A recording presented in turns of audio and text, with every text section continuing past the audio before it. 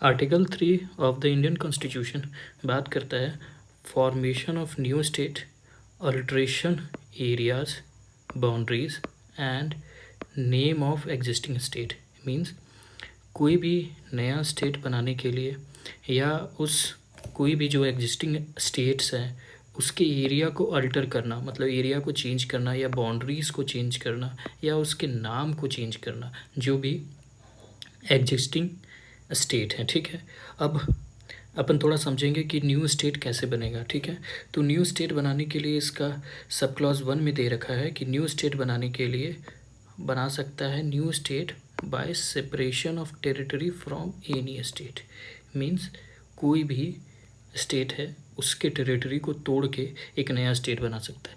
इसका अपन एग्जांपल ले सकते हैं बिहार और झारखंड का। ठीक है, बिहार को तोड़ के हमारा झारखंड बना था। ठीक है, तो ये रहा एग्जांपल। ओके, या दूसरा क्या कहता है, यूनाइटिंग टू और मोर स्टेट, दो स्टेट जैसे बिहार और झारखंड को जोड़ के एक कोई नया स्टेट बना देता है, तो ये क्या कहलाएगा, ऐसा भी पार्लियामेंट कर सकता है। ठीक है, और मोर स्टेट और पार्ट ऑफ स्टेट और बाय यूनाइटिंग ऑफ टेरिटरीज, या किसी भी स्टेट का कुछ पार्ट यहाँ से ले लिया और कुछ पार्ट दूसरे स्टेट से ले लिया। ठीक है, और ये दोनों को जोड़ के एक न्यू स्टेट बना देगा। तो ये कर सकता है कौन, ये पावर किसके पास है, पार्लियामेंट के पास है। और ये पार्लियामेंट कैसे करेगा, बाय लॉ, लॉ के अधीन रहते हुए ये काम करेगा। इसका सब आर्टिकल नंबर 3 का सब क्लॉज बी कहता है increase the area of state, किसी भी स्टेट का एरिया इंक्रीज कर सकता है। जैसे अगर के मान लीजिए कि आपका राजस्थान का एरिया है तो उसका एरिया बढ़ा सकता है। ठीक है, डिमिनिश भी कर सकता है, मीन्स कम कर सकता है, राजस्थान का एरिया में माइनस भी कर सकता है, घटा भी सकता है, छोटा कर सकता है। अल्टर द बाउंड्रीज़, इसके बाउंड्रीज़ को अल्टर कर सकता है। ठीक है, alter the name of the state, उसके नाम को चेंज कर सकता है। मीन्स अगर के राजस्थान है इसका नाम चेंज कर सकता है, कोई दूसरा नाम रख सकता है। कौन रख सकता है, ये काम कौन करेगा, पार्लियामेंट करेगा। ठीक है, अभी तो ये थे आर्टिकल 3 का sub clause A B C D E. अब इसके प्रोवाइज़ो में देखेंगे कि जो पार्लियामेंट है वो किस प्रकार से ये सारा काम करता है। ठीक है, इसमें आर्टिकल 3 में ध्यान रखना है कि ये सिर्फ और सिर्फ एग्जिस्टिंग स्टेट के बारे में बात करता है। फॉरेन, किसी भी फॉरेन टेरिटरीज़, जो भी फॉरेन टेरिटरी हैं उसके बारे में या फॉरेन कंट्रीज़ के बारे में नहीं बात करता, उसके बारे में बात करता है आपका आर्टिकल 2। ओके, तो अभी आप प्रोवाइज़ो देखेंगे। ठीक है, तो इसका प्रोवाइज़ो में है कि provided that no bill of the purpose shall be introduce in either house of Parliament except on recommendation of the president.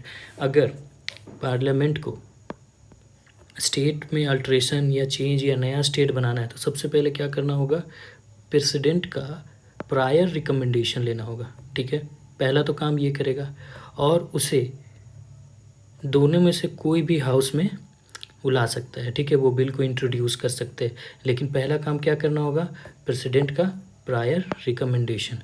ठीक है, ओके।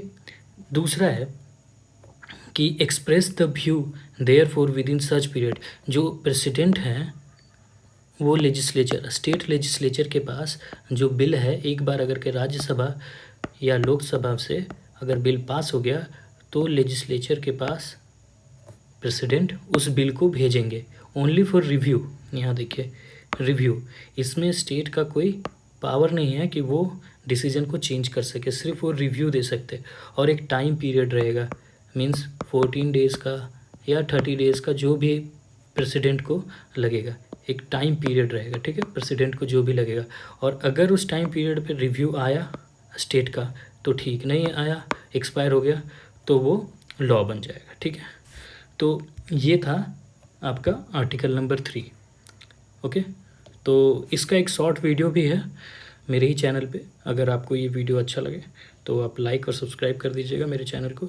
इसी तरह हर एक आर्टिकल का एक सेपरेट वीडियो हम बना रहे हैं जो चैनल पे हर एक दिन अपलोड होता रहेगा। ठीक है, ओके, एक चीज़ का ध्यान रखिएगा कि कभी भी जब आर्टिकल 3 पढ़ेंगे तो साथ में आर्टिकल 2 को भी पढ़ेंगे, ठीक है। ये एग्जिस्टिंग स्टेट के बारे में बात करता है, जो इंडिया के अंदर 28 राज्य हैं, और यूटीज़ के बारे में, और ये बात करता है कि अगर कोई राज्य फॉरेन टेरिटरी को इंडिया में जोड़ना है तो कैसे बनेगा, ठीक है। तो थैंक यू।